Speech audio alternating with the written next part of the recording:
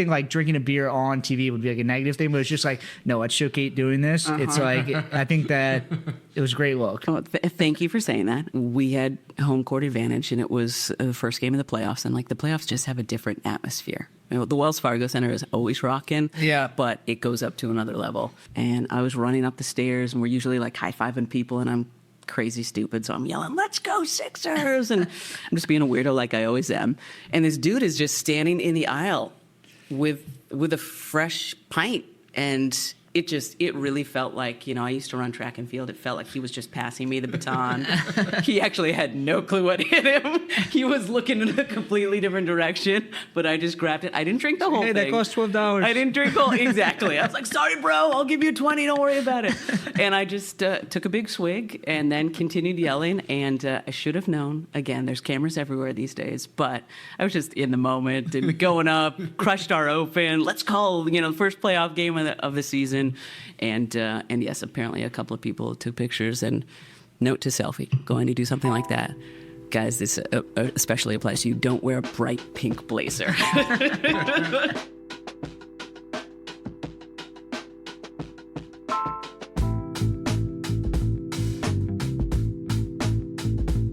Welcome back to the Brewery Podcast. I'm your host, Richie Tevlin, joined as always by Evan Blum. Hello, hello. And today we have on voice of the Sixers, voice of Madden, Kate Scott, the one and only. What's up, Welcome. guys? It's so awesome to be here. I'm a fan of both of yours and the podcast and beer, so this is going to be a fun day. Awesome. Yeah, so big fan of you and what you're doing with the Sixers, but then I didn't realize how into beer you were. Yes. So I don't know, I think Evan connected with you at some point, but we're like, we have to have Kate on. We saw You followed us at some point. I was like, holy shit. So classically, I'm sure you... I was drunk. I didn't know what I was doing.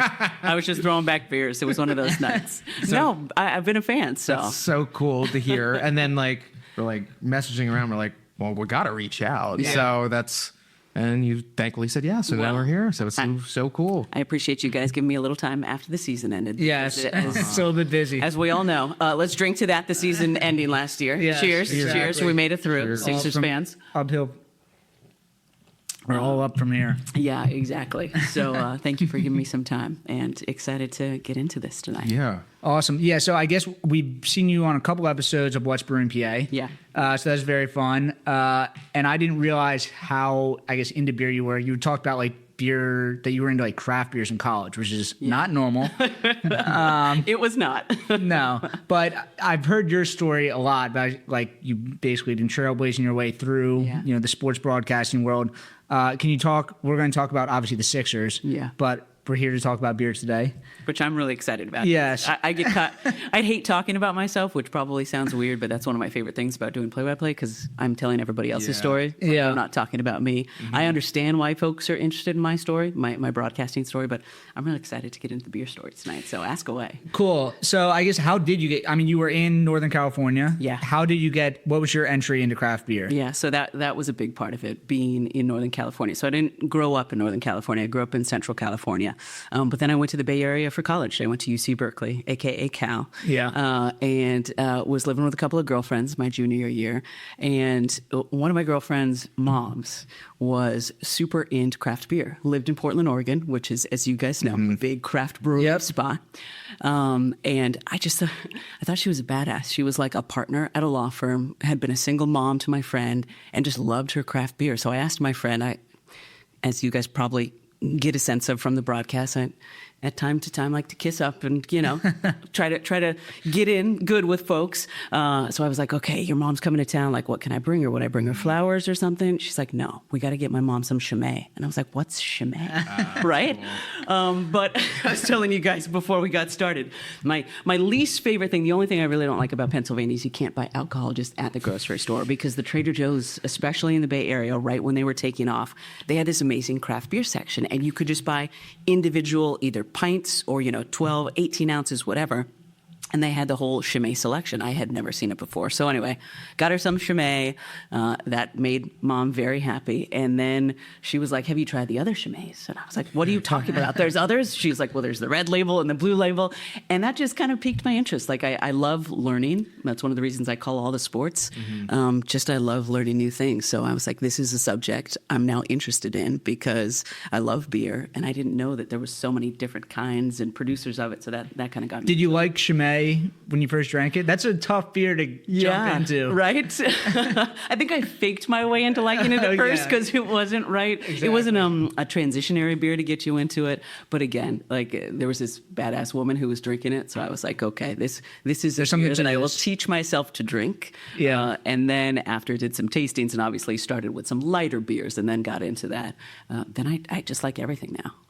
So I heard on What's Brewing PA that you actually brought beer in your last final. That was very true. Yes, my last final. So getting into UC Berkeley was like a big deal to me. I was never one of the kids who was just instant genius. I don't have a photographic memory.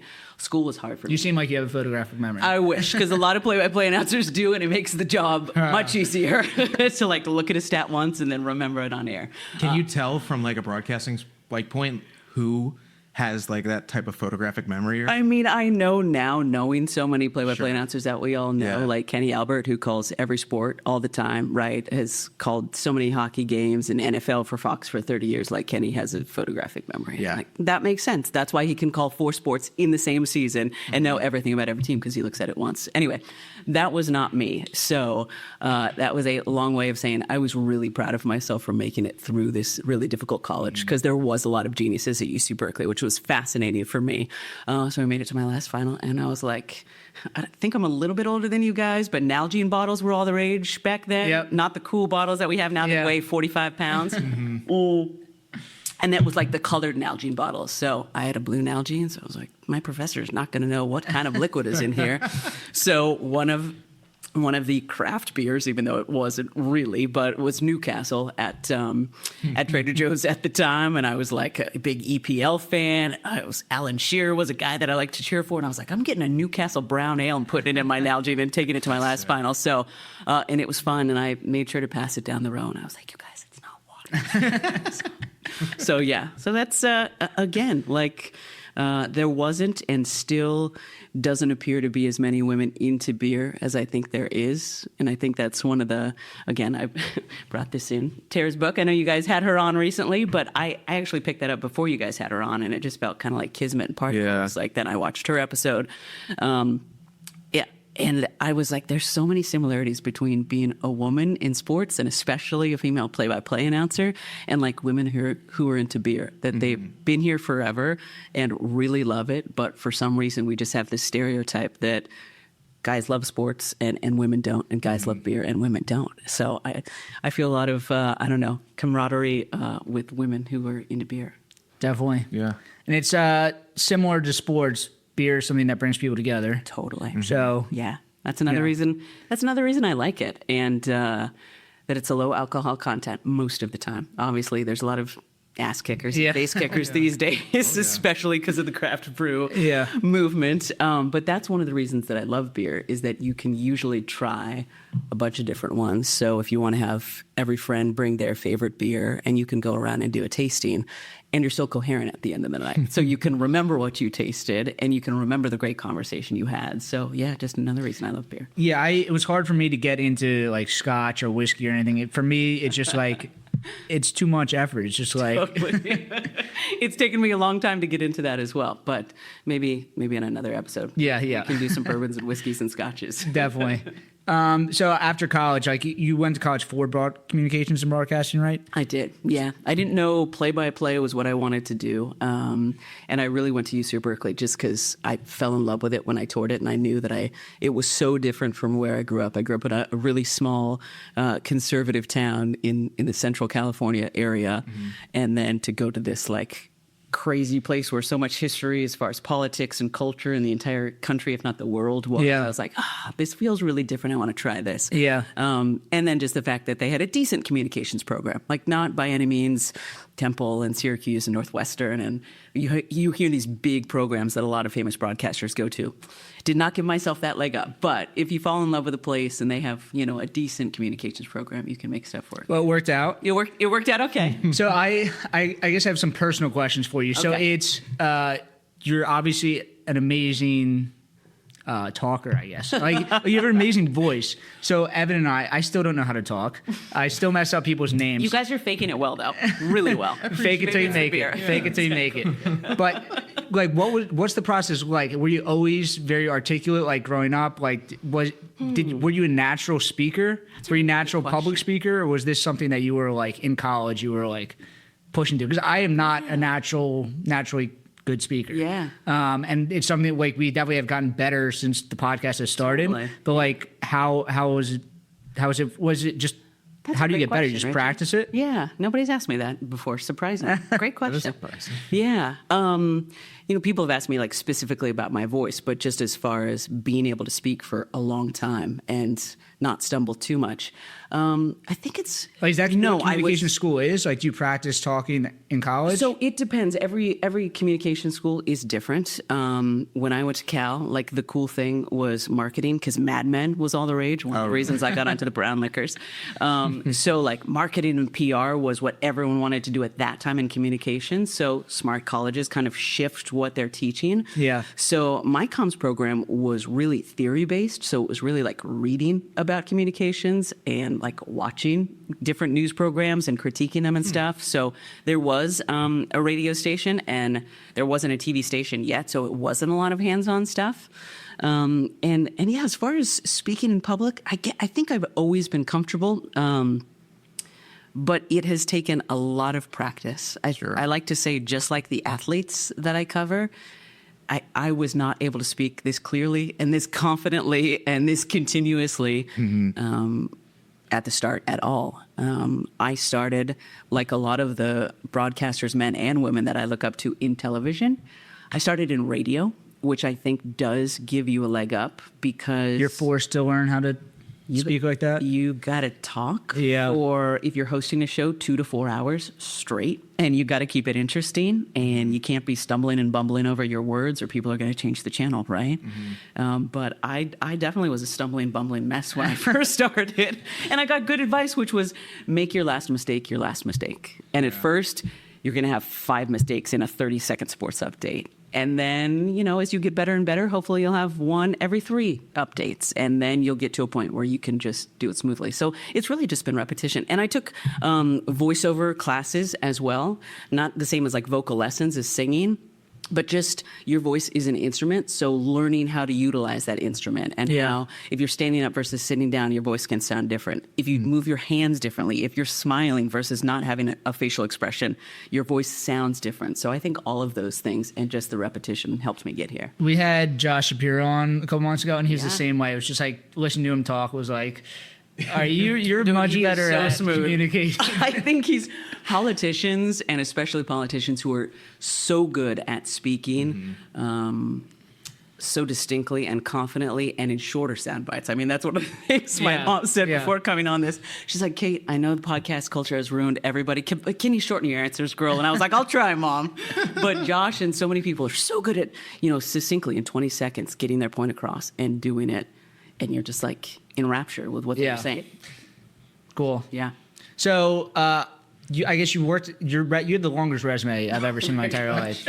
You worked at, I think, every single outlet in the Bay Area. Yes, I did. And I was in, like, when you came to the Sixers, like, I thought that, like, you had probably been like all over the country. You had been like just only kind of in the Bay Area before you moved out here. Mostly the Bay was where I was based, but did call a ton of West Coast sports. So I worked for kind of the main full-time job before I got the Sixers job was working for the Pac-12 network. Rest in peace, Pac-12. But that was traveling to the Oregon schools, the Washington schools, Arizona, Colorado, Utah. So like Western United States. And I was also calling some A-10 basketball for the NBC Sports Network, also rest in peace.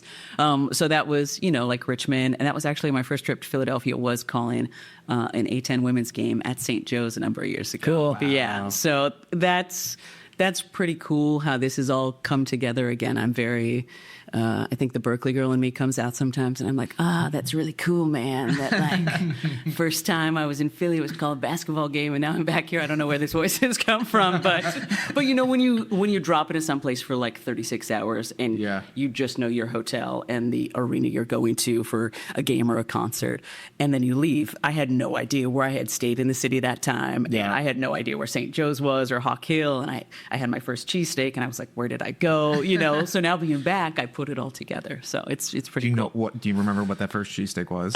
It was right across from St. Joe's. So I should have known the name off the top of my head before. I mean, right over there is... It was a decent steak, though. Chubby's and D'Alessandro's are close. They're not right next to St. Joe's. It's across the river, though. Yeah. Yeah. No, I wish it was D'Alessandro's. I wish I could say that. My first one after I got the Sixers job was J.R. Aquila, who was our producer when I first got hired. Took me to Jim's on South Street, which I felt like was a good first one. Yeah, right? Definitely. Yeah, pretty classic. No disrespect to Pat's and Gino's, but disrespect to Pat's and Gino's. So, I got a steak from Jim's, and then I got a Yards Pale Ale, and I was like, all right, here we go, Philly. There's definitely levels to it. Yeah. Cool. So I guess when Mark, so you took over Mark Zumoff. I did. Stupidest thing I've done in my career. Yes. Try to take over for a legend who's been there for 40 years, also was born and raised in the area. No pressure. Funniest thing, he's actually my next door neighbor down the shore. Stop it. Yeah, he is. He is. I see him walk his dog all the time. I mean, he's the nicest guy. He and his wife, Deb, and their kids. And so blessing to take over for him, but also incredibly difficult. Yeah, I mean, you came in, you got the shortest stick ever coming in, like moving from California to Philadelphia. Totally. I'm assuming in the winter to take over for basketball, and then you take over from a legend where you're just coming in with so much hate from everybody, whether you're good or not. It's just you came out and like took over a legend. Totally. It's not going to matter. Yeah, you guys probably know this. Everybody probably knows this. You never want to be the person who takes over for the person. You want to be the person who takes over for the person who took over for the person. So you can let them deal with all of that. But when a job like this comes available, I mean, once in a lifetime, if that, especially with it being like that's any NBA job, but then the fact that it was the Philadelphia 76ers. Mm-hmm. And I'm not just saying that. Like, I still remember in my interview when they asked, Philadelphia 76ers, what do you know about the Sixers? And I was like, are you kidding? Like, I know I'm just a chick from California, but there is like 4 or 5 teams when you think of the NBA globally, and you can be anywhere in the world, right? Mm-hmm. And you're thinking of the Philadelphia 76ers and the Boston Celtics, and depending on if they suck or not, the New York Knicks, right? And then you're probably thinking of the Lakers and the Bulls, and then the last 10, 15 years, the Warriors and a few other teams, right? But there's like 5 or 6 teams where if you have that logo on and you go anywhere in the world, somebody's going to look at you and be like, hey, go Sixers, man. What? That was one of those teams. It's one of the big names, but also the market, the sports market in Philadelphia is a little bit different. It's so good, crazy, wild, insane. No, it's one of one. It's one of one. Like it. No, it's one of one because I know New York fans are intense, but I think there's a lot of New Yorkers born and raised, right? But I don't know if as many as Philly. I think there's a lot of folks who move to New York from all over the world and then become Knicks fans and Giants or Jets, whoever they're cheering for. But there's not a Doko of New York. There is not. But Philly folks, like born and raised, have kids. Their kids are, raised. You all multiply and you all like stay here. That was one of the things that just cracked me up. Almost everybody, maybe everybody on the Sixers crew, at NBC Philly, they're all like born and raised here. They might have gone away to school for a couple years. Because Mark's from Philly, isn't he? Totally, yeah. And Tom McGinnis, the radio voice, who I'm good friends with now, he's from Philly. Allah's a Jersey guy. Yep. Literally, our producer, our director, our associate producer, our graphics, like everybody's like, yeah, I'm from this part of Philly. Oh, I'm from this suburb of Philly. Oh, I'm from South Jersey. So. It was certainly intimidating, but also it's been so fun for me because it's going to sound weird, but it feels like I've come home because I loved California, so happy that I spent the first 38 years of my life there, but I was often a little much for the folks in California. Too passionate about my sports teams, too excited to learn about beer and new people, and I was just always craving more. A lot of my family and friends are still there, and I love visiting. But it feels like I have found my people here who just want to lose their minds over Yep. booze and food and sports. Just everything. Yeah. There's something that Philly is just passionate. It's going to be passionate about whatever they're passionate about. Yeah. It's a great way of putting it in. I think you came in like with this hurdle of, you're the first female NBA announcer. You're taking over for this legend. It was an uphill battle to say the least. But I think the fact that you've won over Philadelphia just makes us kind of love you even more. It's like, not that I'm relating you to Gritty, but everyone hated Gritty when he first came out. No. For the first 3 weeks, they're like, this comparison, yes, Richie. like who is Gritty this? Awesome. But it's like the fact that you overcame it. It feels like that's just part of the Philadelphia story. Like we like an underdog, we like totally. a fighter, Totally. and I feel like it's very Philadelphia. And very plugged into basketball. My favorite podcast is Yeah. The Rights to Ricky Sanchez. Oh my gosh, those guys! I almost wore my "I Said the Name" Really? shirt tonight, but I decided I'd just freaked out a to lot. go sports. Would be good too. But like I think the way that you integrated and just like you went there and you got in front of their audience and you won a lot of those people over, it was like And I didn't realize at the time, like, Sixers people didn't really go on that podcast. Like Yeah. I know Daryl went on a few times. Yeah, a few. But I got a lot of "What the blank are you doing?" texts from people. Like that they have talked a lot of shit about you. Like Spike The hates Lions you. then. And I said, okay, like I don't know if we can cuss on this podcast, Oh, yeah. but like bring it the fuck on. Has pretty much been the motto for my entire life. Like from the time I was a little kid playing at recess sports against all the guys, and they were like, the girls are playing over there, and I was like, fuck you guys, come on, bring it on. I'm gonna break your ankles.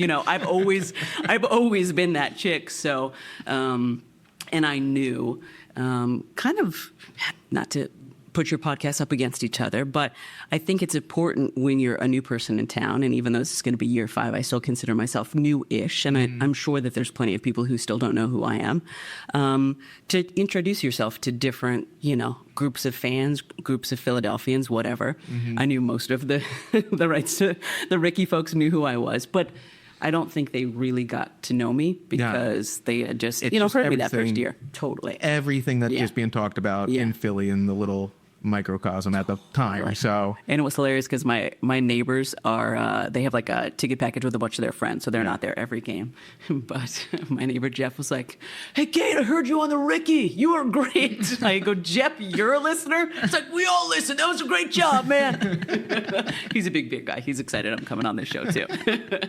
But yeah, those guys are great. And as far as winning people over, like I came in, again, this is a dream of dream jobs. Like it's an NBA job. It's any play-by-play job in a pro sport in the U.S. They come open, right, as evidenced by Mark, every 25 to 40 years. Yeah.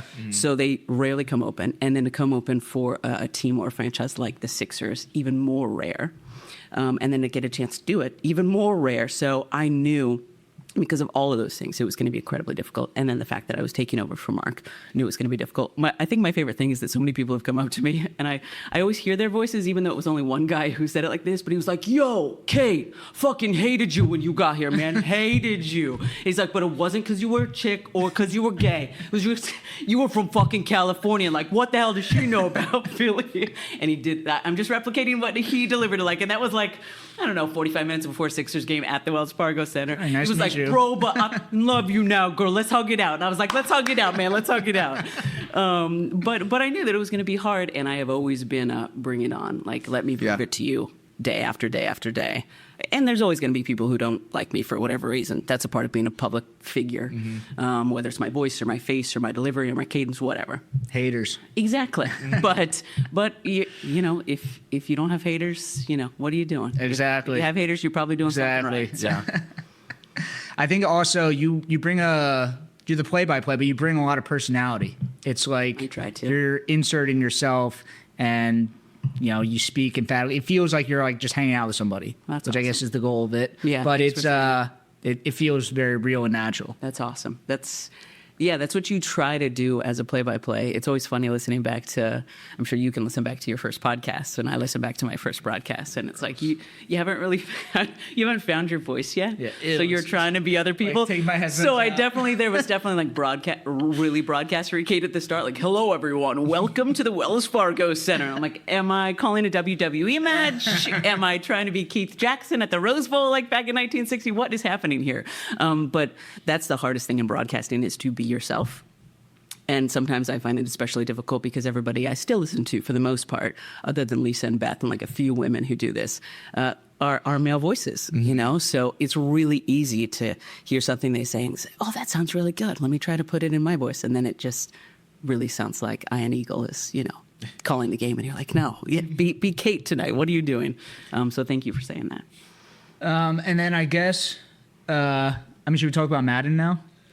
Yeah, I'm curious though. Sorry, I don't want to switch gears. No, but feel free. But yeah, I want to let's start here first, and we can divvy it up a little bit more. All right, the year through experience. But when you got to Philly, Yeah.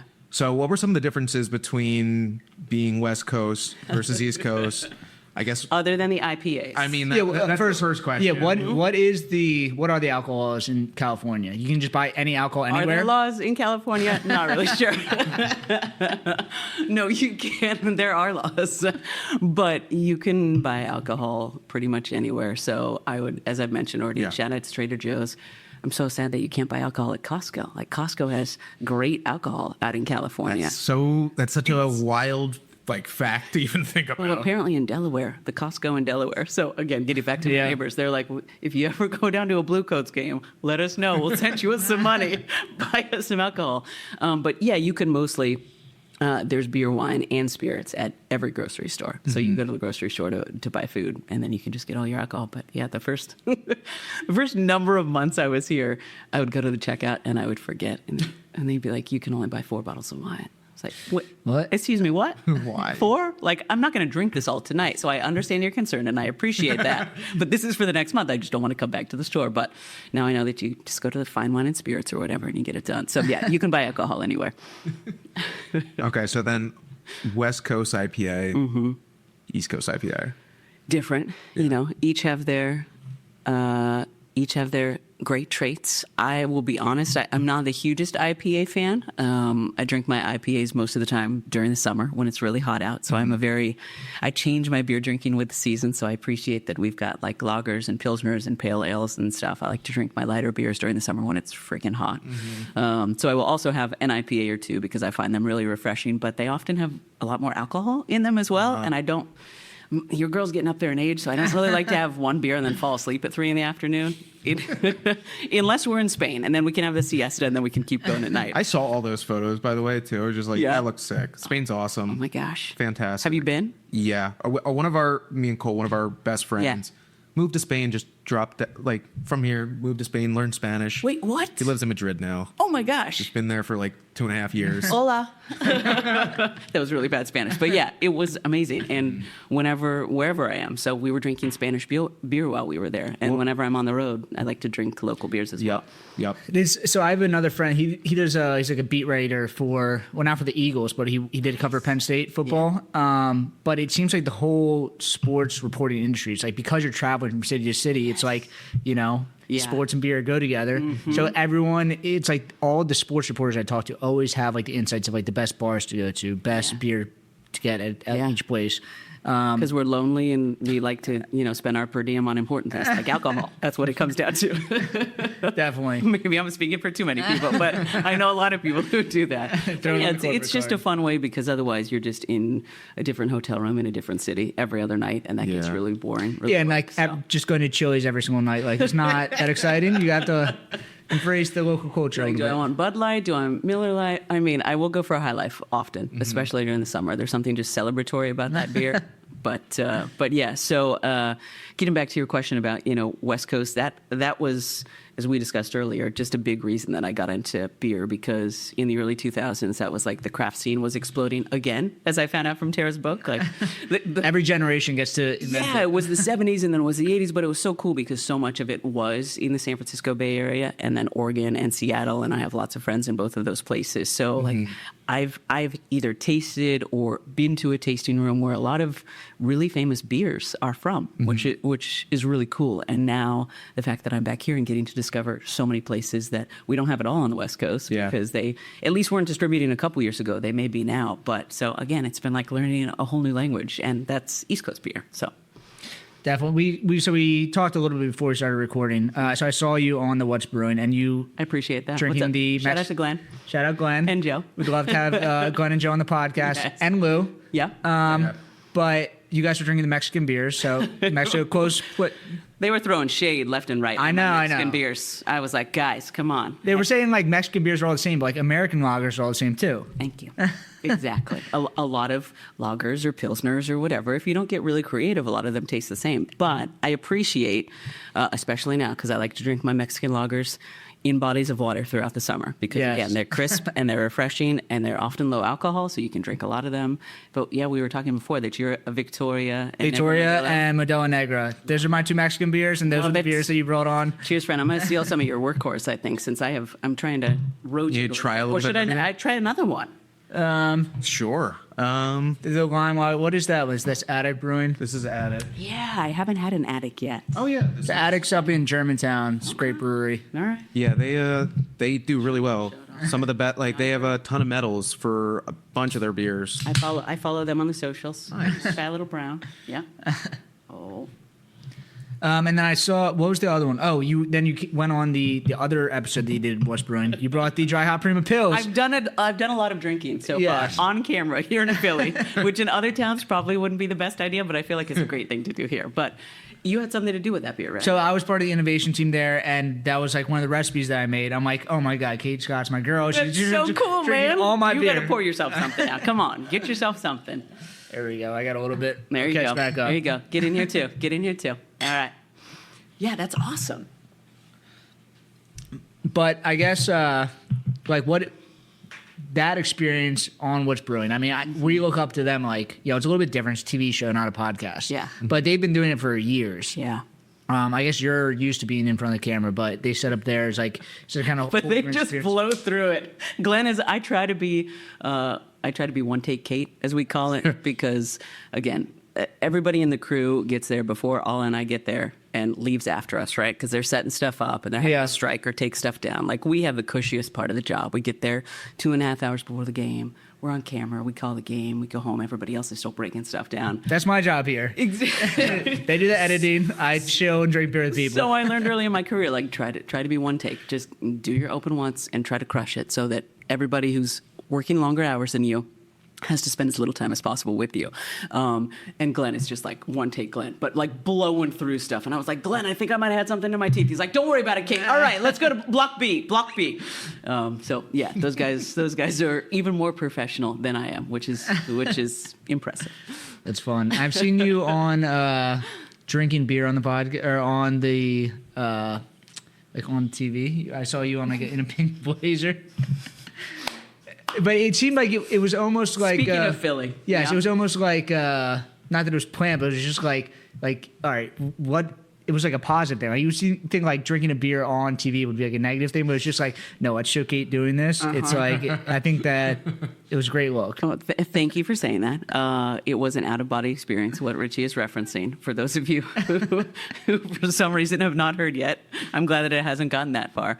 I think it was year 2 we played the Nets in the first round. Yeah, because then last year was the Knicks, and then this past year was nobody. So it was, we had home court advantage, and it was the first game of the playoffs, and like the playoffs just have a different atmosphere. The Wells Fargo Center is always rocking, Yeah. but it goes up to another level. Although I guess I'm not going to call it the Wells Fargo Center very soon. But, and we called the game from like 30 rows up in section 112, and I was running up the stairs, and we're usually like high-fiving people, and I'm crazy stupid, so I'm yelling, "Let's go Sixers!" And I'm just being a weirdo like I always am. And this dude is just standing in the aisle with a fresh pint, and it really felt like, I used to run track and field. It felt like he was just passing me the baton. He actually had no clue what hit him. He was looking in a completely different direction, but I just grabbed it. I didn't drink the whole thing. Hey, that cost $12. I didn't drink exactly. I was like, sorry, bro, I'll give you 20. Don't worry about it. And I just took a big swig and then continued yelling. And I should have known. Again, there's cameras everywhere these days, but I was just in the moment and going up, crushed our open. Let's call, the first playoff game of the season. And yes, apparently a couple of people took pictures. And note to selfie, going to do something like that. Guys, this especially applies to you. Don't wear a bright pink blazer so that you stand out and people get pictures. But I think it was getting back to slowly, hopefully winning over Philadelphia. I also knew that it's the playoffs too. My bosses are probably going to be a little pissed off, and this will probably be a private conversation, but it's going to be one of those worth it moments because Definitely. I was just truly being myself, and it's Philly. So I knew, might have been a different story if I was in another city, but I knew I was in a safe space here. Cool. All right. I do want to talk about Madden, though. Oh, you do? So before you came here, you asked how your day was going. You recorded 2 hours of Madden. Yep. Had a Madden sesh this afternoon. Is that like an everyday thing? It's just like you're kind of plugging in? And No, thankfully. But 2 to 3 days a week at times. But it can be really stressful on my voice, understandably, because so Brock Heward is my partner in the game, and we have some joint sessions, but I have a lot more solo sessions because the play-by-play announcer has a lot more lines in the video game.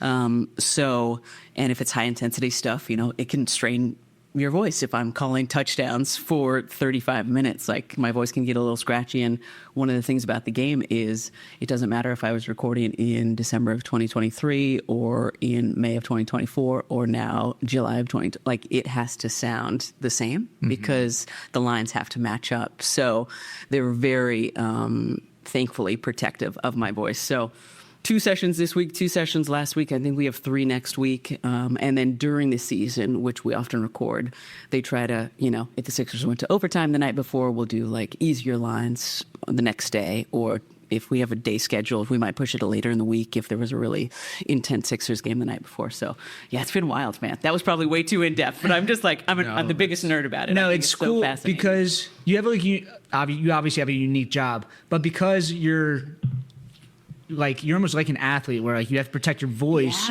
Yeah. It's like it's the same thing with a surgeon is almost like the same way. I've thought about this before. A surgeon is you need to be able to operate. Yeah. And my mom asked me if I broke my leg, what I would do. I'm not brewing beer right now, but if I broke my leg, I don't know what I would do. Yeah, it's a huge part of your job. It's successful in so your career. it's cool that it's a job where you have to be knowledgeable. But you also there's a physical aspect to it. It's a unique thing that people don't think about. Yeah, it's totally. And I've had to pay obviously even much more attention to it now that I'm calling things that a lot nonstop. A lot more people are paying attention to, and nonstop, because there's times where I'll have, we'll have Sixers games Monday, Wednesday, Friday, and I'll have a Madden session on Tuesday. So that's really calling 4 games in 5 days. Yeah. And you guys know I get fairly excited on broadcasts. So, I've had to take a lot more care. On the drive over here, I was drinking some tea, with honey in it, throat coat tea, just to try to. I had a pretty intense 2-hour session today for Madden, and I wanted to sound good and not scratchy. And one of the things that I'm working on right now, I'm sure those of you who are super nerds have heard me kind of get a growl in my voice calling things for the Sixers, like Tyrese Maxey. But sometimes I get a growl in my voice, and at times it's natural, and that's fine. But we've learned through the Madden recording sometimes I can get kind of a little growly in an attempt to keep my voice low, which I often do because it's me and a bunch of male voices. So to try to blend, try to keep it lower, and the growl can sound like a little bit fake. So this is way inside voice knowledge, and I'll just stop the story there. But so if I work it too hard, that's one of the effects of it, is that it can get growly, and we try to prevent that. Are you doing the Seahawks again? I am, yeah. So thanks for fitting me in before flying out. Yeah, it's going to be a fun preseason. They're hosting the Raiders first week, hosting the Chiefs the second week, although very few of the stars will play. And then I have to go to Lambeau Field, call a Seahawks Packers game in Green Bay. Yeah, life sucks, guys. It's friggin' awful. So I'll have some spotted cow when I'm in Wisconsin at their nicest hotel, which is pretty much like an Embassy Suites that they turned into something nicer. But that's cool. It takes me back to childhood. But yeah, I'll probably have a GC Lucy. You guys know those burgers, right? With like the cheese cooked into the burger. Again, I try to eat local I've never too. been to. Yeah, so you're not missing out. It's truly like the smallest town. Green Bay is wild. Pick a small town here in Pennsylvania, and truly like there's a street of houses, and then Lambeau Field, and then a street of houses on the other side, and people just rent out their front yards, rent out their driveways. It's a collegial atmosphere, and it happens to be one of the most famous NFL stadiums. One of the biggest brewing suppliers in the country, Breweries, is located up there.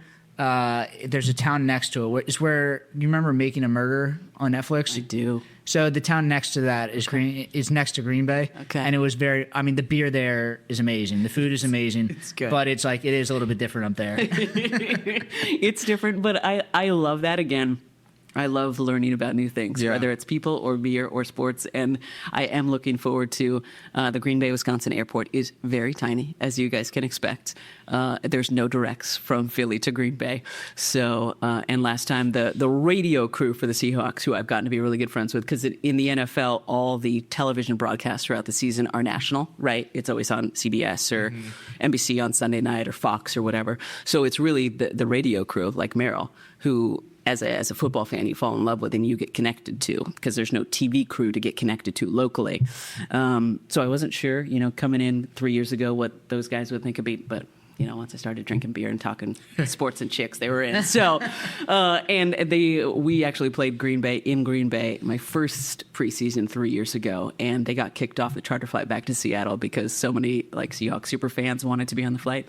So we're just hanging out at this little airport bar, and I was like, "All right, spotted cows on me, guys. Here we go. Come on, use my per diem up." And we just hung out, and none of us were driving for a number of hours, so we got a little happy on some spotted cow and some really shitty flatbreads at the Green Bay, Wisconsin airport. But that's one of my favorite parts of what I do. Obviously, I feel so lucky. I'm a sports fanatic, but they become our road families because we spend so much time with the people we work with versus our actual families. Yeah, sure. It's incessant to travel. So it's moments like that I love. So with all your travels, because I'm assuming you've traveled almost everywhere, at least in the U.S. In the U.S., yeah.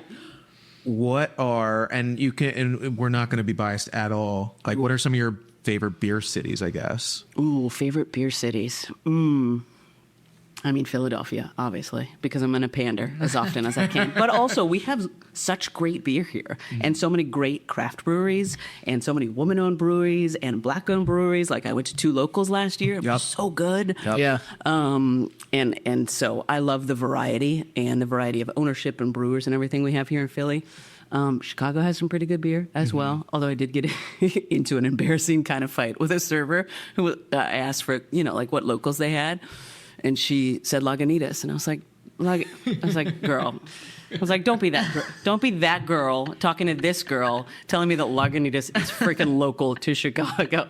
And then afterwards, I got back to the hotel, and apparently Lagunitas has a brewery now or something. They've transitioned a huge chunk. And I was like, oh, I was that asshole who was I was mansplaining to this woman. Anyway, obviously San Francisco and Oakland. I lived in SF for 10 years. I lived in Oakland for 5. But the other West Coast cities that I mentioned, Seattle has a great scene. Portland has a really great scene. Yeah. You've hit the 4 biggest beer cities in the country. Yeah, but Tampa, I went to Ybor City a number of years ago covering a women's Final Four, and it was cigars and beer. And I was like, let's stay in Ybor City, guys. I don't know, we were some Holiday Inn Express, my producer and our cameraman, but we had such a fun time. I was like, boys, we're smoking cigars, we're drinking local beers, we're singing karaoke. Oh yeah, it was good because the team we went crashed out in the semifinal of the NCAA championship. So we were like, I guess we're here another night, so we should just take advantage. So yeah, I think, and one of the cool things now in 2025, I think, is that 15 years ago, you had to be in a big city to have a good craft beer scene. But now, you probably know, all it takes is one craft brewer to inspire a couple of other people. And then it seems like there's great camaraderie among everywhere. brewers. And then it's like, okay, show me what you're using. What did you do? And then you just start to create this community. And again, it's just hanging out, brewing beer together and tasting and competing, and which I think is awesome. Definitely. Yeah, it's funny. I mean, we bring on a few guests, and it all comes back to a few key players that started the entire scene. Yeah. Yeah, it's a really cool thing that happens. I don't know other industries that are. We talked about with Terra. It's like you can map everything. Like everyone is connected, but everyone, like, there's some people that were key players in the beginning that. Yeah, which is really cool. Yeah, that's our last promo for Tara's book. They didn't tell me to bring this on, but as you can see, I actually have my old school bookmark. I'm on page 135, and it's been fascinating. I love the way she laid out the book too, in that, like, you know, it starts and ends ancient Mesopotamia in chapter 1, but then it goes to like San Francisco in 1970, and then it goes to Egypt in ancient times, and then it goes to Portland in 1980. So I love history. Obviously, I've said that 45 times in this podcast. But I thought it was really cool how it does say all the things and does it in an entertaining fashion. So, yeah. So before we do, this is like a microcosm of your job. Like before we do podcasts, I like research the people, try to figure out some stuff. But you have a season coming up with the Sixers. You know, obviously VJ Edgecombe is coming. Do you That's gonna be a fun name, isn't it? like are in your daily I'm life? not gonna reveal any nicknames I've come up with in my head yet, but I have been playing around. That's Usually drinking. Yeah, I never. Do you have a notes app? How do you do it? Do you have a notes app? 'Cause, like when I'm thinking of beer names or like things to say on the podcast, Yeah, I have what my do you notes do? app. Okay. I I it's definitely very have a- unorganized place in my notes app. I have a note that is just things I think about saying, and then I'm usually a hand writer as well. Like throughout the season, I have a little journal that I'll just take with me to shoot around some practices. And usually I go to those and just kind of fake call the game in my head too to see what I come up with, you know, because a lot of stuff, as you know, you're like, that actually really sucks. That's so lame. Don't ever say that out loud to anybody. It sounds great till it comes out of your mouth. And you're Exactly, and then you try it in the pool drinking a beer, and you're like, "Wow, that was awful. Never say that seeing again." myself out. Exactly. So as you were saying, VJ Edgecombe, Chimay Broom, and then a bunch of other guys that we have signed. But what's the question? I'm not going to jump to any conclusions. No, it was like about the nicknames, but you're not going to reveal any of those. You're going to save it for the listeners, but or same for the games. But it's got to be interesting. Like you're like thinking about all these fun things to say. Yeah, it's very fun. And I did learn in my first couple of years. Like I thought, Bang Bang George and Yang was going to be the lamest thing that was going to get me laughed off the air, and you guys completely surprised me. And it got to the point where people were literally screaming at George and me. They were not saying hello. They would just be like, "Bang Bang, Bang Bang George and Yang," and then they would say that to me too. There was no "Hi Kate," it was no "Go Sixers." People would just scream that at me, which I freaking loved, and it was amazing. So I learned sometimes you just have to try stuff, because stuff that I thought was going to be really stupid, people have latched on to. Just throw it out there. Exactly. So there's some VJ things. There's some. I mean, come on, the last name Broom. And you're a defensive guy, and you're also good from three. Like there's going to be some really cheeky mom dad jokes coming out, and we'll see if you all like them. But yeah, and Jared got hurt so early in the season. I had some stuff that I wanted to roll out for Jared McCain. He's so fun too. There's lots of stuff that you can do with him. So fun, and obviously Tyrese. And, Yep. So It's nice to see. I mean, so I can say anything as like a diehard Sixers fan from the beginning. Yeah. I lived through the process. I grew up through the process. So I've seen cheers, friend. We should drink to that. Yeah, I almost wore my process shirt, but I was like, no, I'm just gonna keep it general. Go sports tonight. But seeing Tyrese Maxey, seeing McCain, and seeing like just Edgecombe, like Yeah. you feel good right now. You got to feel good right now. Good. And like Embiid is an idol to a lot of players, like a lot of people around here.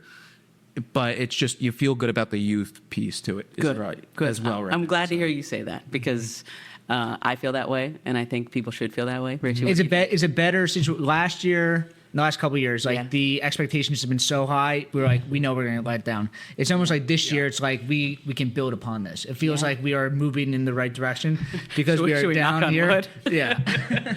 After some unfortunate injury news the last couple of days. But yeah, I mean, I think in January, February last season, where we all kind of figured out, okay, this is going to be different. suck Yeah. for the next couple of months.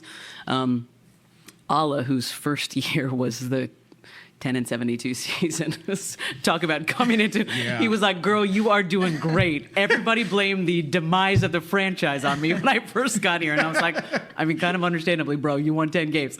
We obviously get along very well, but he said that last year was almost more difficult than that because you all knew what it was going to be, what the process was, what you were trusting, that it was going to be really difficult, and that you were going to get through it. Whereas last year, I mean, I remember saying on a number of podcasts at the start of the season, if we stay healthy, and that was the big thing, as it was, we've got a shot to be one of the best teams in the Eastern Conference. So it was because of the difference, I think, in expectations that last year's trouble and losses and disappointment hit so hard. All was like, man, this year is way harder than that because we knew that we were going to. This year is like every win that we get is going to be like, nice, we got the win. Yeah, that's the hope. Last year was like, we should have gotten that. Yeah, it's honestly, it's easier as a Sixers fan to have, it sounds sad, but like less expectations sometimes. And then as you see the season move, then you're like, it's up momentum build. Let's do it. Yeah. Versus, last year was tough with injuries right off the bat. Understandably so. Yeah. So, I'm rooting for the Eagles and the Phillies and the Flyers to, again, continue playing well. No pressure, guys. But if you could keep playing well, I was rooting very hard for the Eagles. Just keep it going another week, guys. If you want to make it to that Super Bowl again and win it, I would be completely okay with that. But you must see the fans, like, there's just less... there's less pressure on the teams, on just everybody, I guess, from behind the scenes, too. Like, everything. Yeah, totally. So...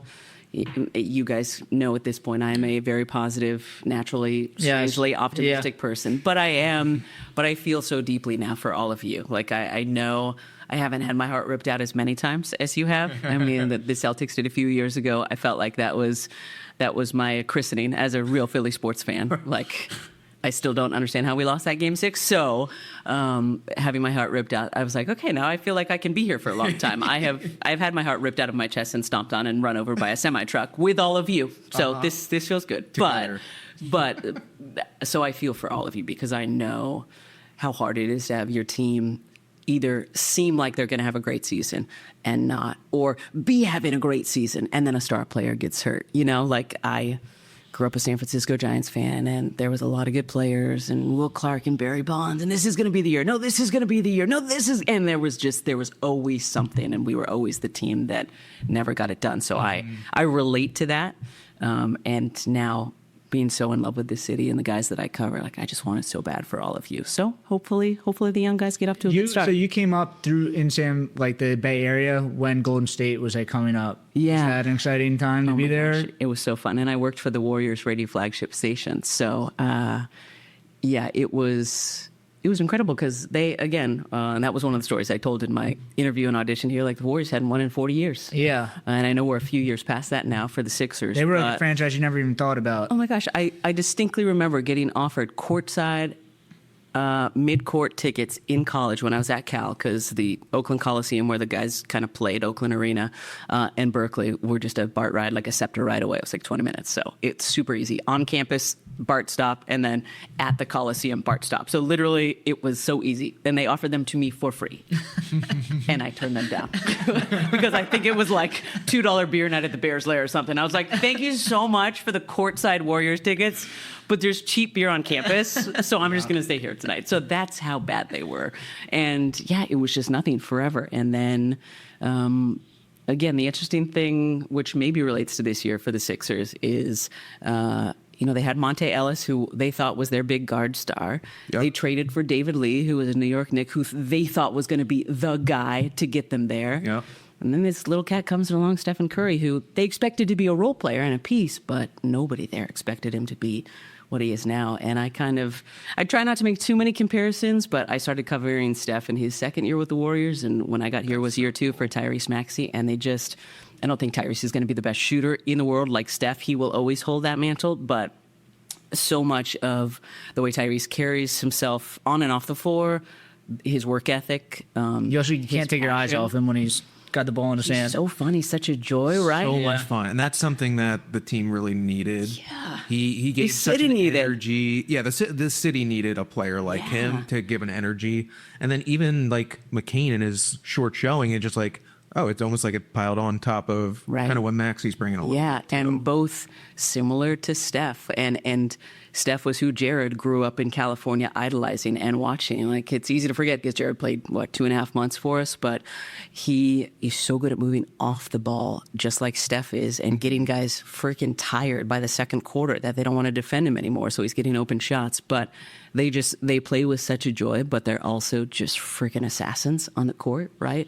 And also really hard workers, which I think are three things that Philly completely Definitely. leans into, right? If you're going to work your tail off, if you're going to smile after you just slit somebody's throat on the court, and you're also going to love us as a city, which both guys do, even though they're not from here. So yeah, now you guys are getting me excited. Let's stay healthy, everyone. Yeah. And Justin Edwards, the local kid. Hopefully, we can bring a couple of guys back. So Something we were talking about earlier that needed to come up. We're so excited for the new WNBA team that they announced. awesome. So, what do you think some names might be? I'm shocked actually that this one seemingly hasn't been brought up by anyone before. I've heard some ones that make me want to punch some people in the face, but I don't know where we are when it comes to those being close, so I'm gonna not say anything. I mean, I love the Philly Rage because that's a throwback to the team with Dawn on it. But if you guys know the W at all, there's a lot of team names without an S, right? The New York Liberty, the Phoenix Mercury, the Seattle Storm. Like, it's a lot of that. And I know that Nashville and Tennessee is trying to get a team, and they have talked about what I think would be an amazing name in honor of Pat Summitt, that they would name it either the Nashville or the Tennessee Summit. Like, I think the Philly Dawn, in honor of Dawn Staley, could be pretty cool. Yeah, That would be cool. And the taglines, right? Like, dawning of a new era here in Philly. Yeah, I like that. It's always darkest before the dawn. So I think I think that should be at least thrown in there. I think the Philly Dawn could be really cool, and color schemes could be awesome. Funny. You think of things as like taglines that you can say. Totally. Again, getting back to the notes app and in my head. I think the Philly Bells is really cool. I know some folks think that I've heard some people say that's like too girly or too feminine, but of It's course, so Philadelphia, though. But it works. It does work really well. and I could see it. I could see it with like the starting five with their arms crossed, just looking like chicks that you do not want to mess with, being like, "We'll ring your bell," right? Like the tagline, like the Philly Bells, "Come on, try to ring us," or something like that. But I mean, Independence, Liberty. There's so many amazing names, right? So, what about you guys? What are your favorites so far? I was thinking. I thought the Bells. I'm Yeah. like, I don't know how much it couldn't work, but Yeah. it just feels kind of right Yeah. too. I don't know. And then I've seen a lot like the Philadelphia's John. You know that one's not that happened, but like No, but all maybe- over Instagram, like that's the official name. Right Maybe that's like the city edition jersey. Maybe that's the alternate kit, as we call it. But yeah, I know that people obviously in marketing and stuff are way smarter than me, and I'm sure that this has probably already been decided. But I think the fact that we are talking about it is so cool. Just the fact that we are talking so much more now about women's sports is awesome. So thanks for bringing that up. Yeah, no, it's super exciting. I think this city is going to embrace this team. Yeah. So much so. Yeah. Yeah. Partially maybe because the Sixers have been so recently. Well, so the hope, right, is that it's 5 years from now, and I'm actually really happy that they have 5 years to get prepared for all of this, because a lot goes into launching a new franchise, which I got to see in the Bay Area because I have a number of friends who were involved with launching the Golden State Valkyries, and Is the ownership the Sixers ownership, or how does that work? You have to find another ownership group? So a lot of the ownership here is part of the Sixers ownership. I'm sure they'll take on, I'm not sure, but I imagine they'll take on a few more owners over the next 5 years who really want to be involved, but they'll probably be minority ownership. So yeah, it's Josh Harris and the HBSC and the Sixers ownership, which is awesome. Yeah, But I'm excited that because 5 years, I think building kind of the momentum, and I think the W is just going to grow. So totally, it's totally awesome. Yeah. Cool. Do you have anything else? nothing specific. No. And you guys are out of beer, so We are out of beer. it's time to go. It's Or time to go. at least roll out and get some more beer. Yeah, exactly. Thank you for coming on. It's been awesome. I've been listening to you now for, 4 or 5 years? How long is it? 4 years. 4 guys. years. This is year 5. That is special. Let's win us some games. Yeah. huh? Oh my gosh. Let's go. Let's get the. That's what I was going to say. I'm Let's used get to the doing, Sixers. I'm used to drinking beer and listening to you, but it's a little bit different when I can talk But to you. doing it together, right? No, this is awesome. Like I said at the start of the podcast, I have been watching and listening to you guys for a while. I love what you're doing. I love the craft beer scene. So thanks for having me on, and let's go Sixers, baby. Thank you. Yeah. Thank let's go you. Sixers. And where can we find you if people want to follow you at? Oh, does anybody want to find me? Yeah, since there is another Kate Scott in sports broadcasting Yes. now. That Kate Abdo, how dare she get married? No, so I am, thankfully, I've always been Kate and the letter T Scott. So Kate T Scott on Instagram is really it these days. And I'll probably hop back on Blue Sky once the season starts. But Cool. I'm off of social media right now. Cool. Trying to drink beer and live Plants, life. yes. Yeah, exactly. The social media plants. Yeah. With loggers and pints and Yeah. stuff. Nice. You can find us at Brewdat, at the Brewdat Podcast. Subscribe on YouTube, 5-star Spotify. Spotify. We'll see you guys next week. Right. Thank you. Thank you. That was awesome.